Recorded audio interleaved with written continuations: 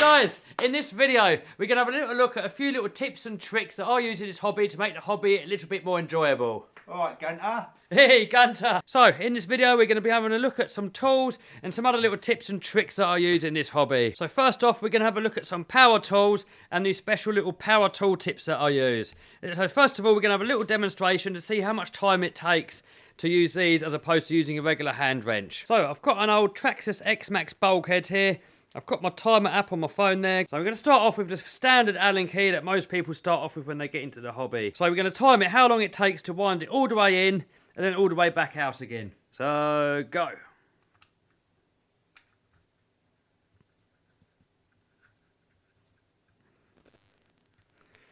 This is how I used to do it many years ago. I remember many blisters. A bit faster doing it like that maybe.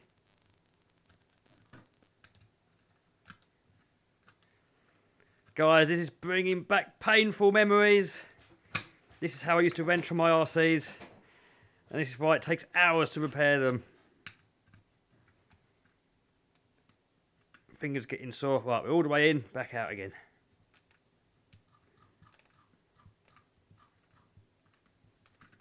Hands already aching. I dread to rebuild a whole X-Max like this.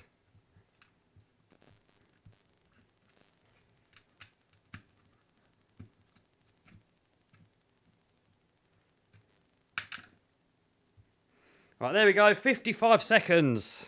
Alright, so next we're going to do it with a normal hand driver like this. So a massive improvement over the normal L-shaped driver. So here we go. Go.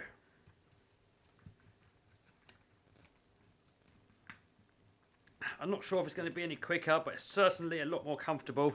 That's for sure.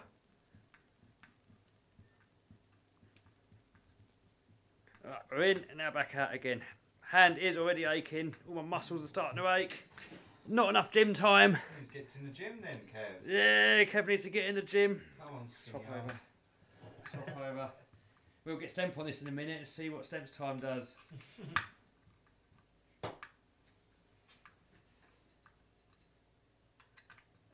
Slipping out included, because that can happen even if you're doing it. You know, real life test. So there we go, 43 seconds. Alright, so next up we're going to use some of these power tool tips. And pretty much you can buy these from any model shop. I use these Team C ones. I don't think they make them anymore, but there's plenty of other brands that do the same thing. You've got Huddy, amongst other brands. So I'm going to put a link to some of these down below in the description box. Now, first of all, I'm going to start it in this Bosch electric screwdriver. You know, it's not the fastest of tools, but it's still a massive improvement over if you have to do it by hand. Get it ready there. Right, go.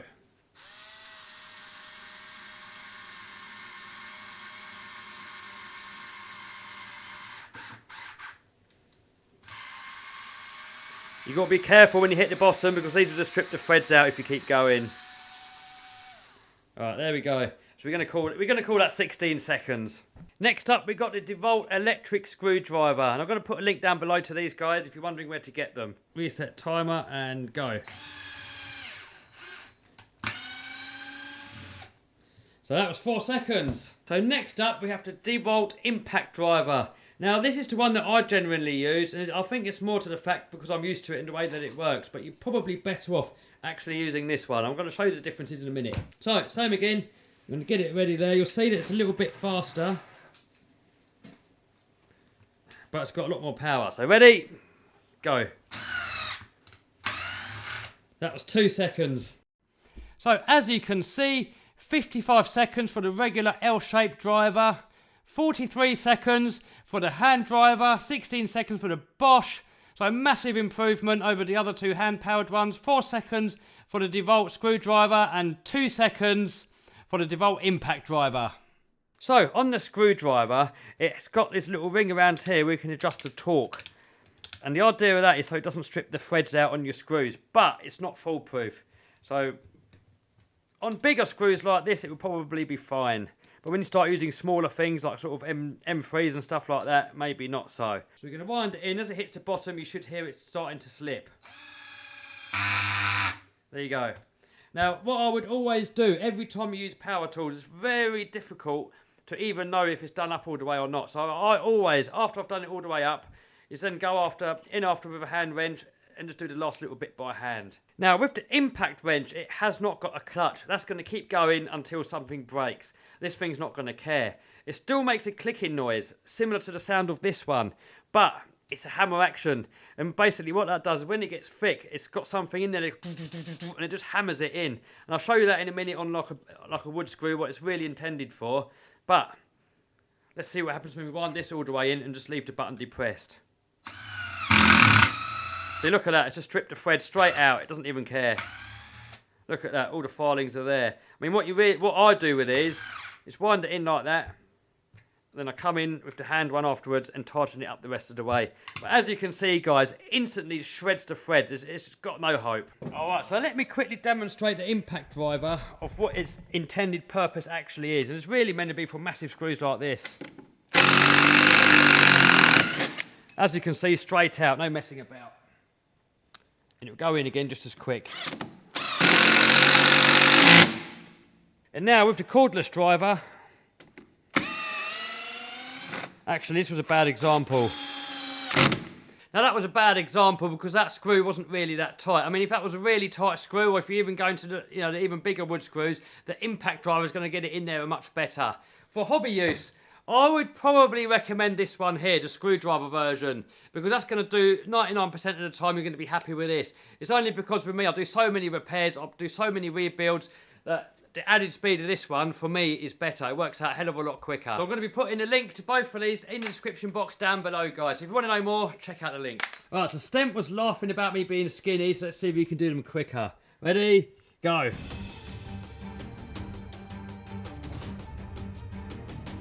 "55 seconds, Stemp." I was going to help you hold it, but I'm not going to. Look at those biceps going, look. He's skinny at the moment, man.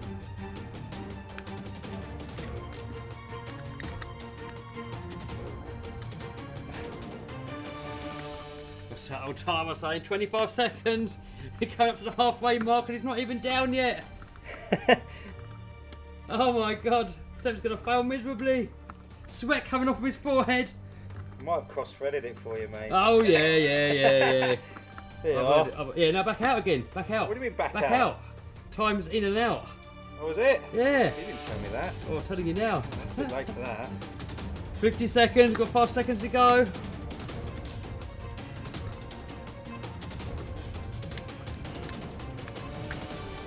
Come on, Stemp.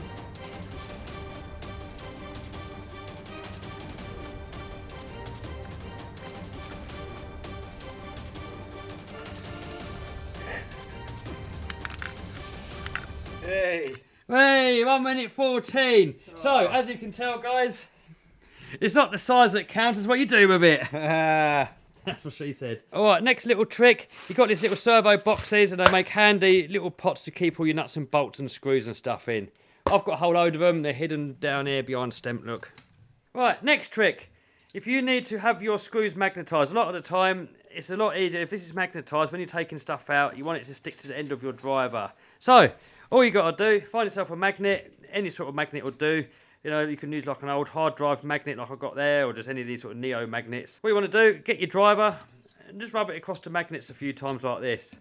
Don't do it like that, just do it in short strokes like that, all the way across. As you can see, we're now magnetised. Next little trick, and this can be especially handy when you're soldering. So you've got a pair of pliers, you want to get yourself a rubber band. Chuck them over the handles like that, and then you can use it as a handy little tool to sort of hold stuff. Next handy trick, hot glue. Now, a lot of the times I use hot glue to put around areas like, hold on, let me adjust the camera so you can see. If there's a weak point on the car, you can use hot glue to sort of build it up and sort of put it all around the area where it's likely to break, and that makes it a hell of a lot stronger. But also, they can be used as a handy repair job when you're out of the field. And an easy way to heat this up when you haven't got a hot glue gun to hand is just use a cigarette lighter. And just warm it up. You don't want to keep the temperature in one area for too long because you don't want to set fire to it. The goal is just to sort of start melting it.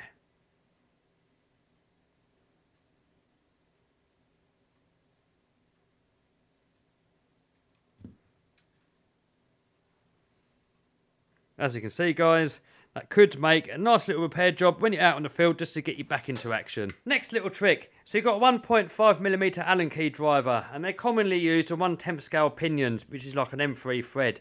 A lot of the time, this can round out and then you can't get your pinion off. And you've just over tightened it, you've stripped the hex, and it's on there.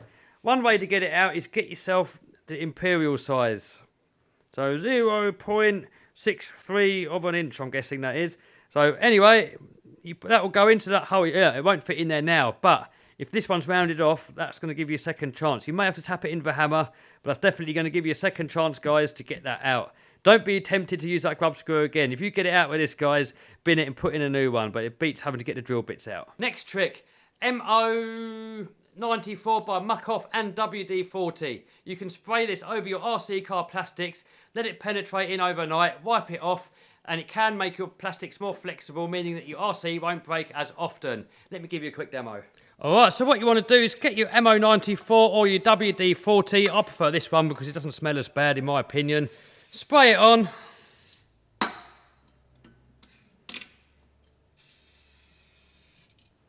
Now what you want to do, you want to leave this overnight and let the stuff penetrate into the plastic, because what it does, it goes into the plastic and makes it more supple, it makes it more flexible, and it makes it a lot less likely for the plastic to break. Now you can do this treatment multiple times, you can do it again and again and again. The more times you do it, the more the stuff's going to go into the plastic, the more flexible it's going to get.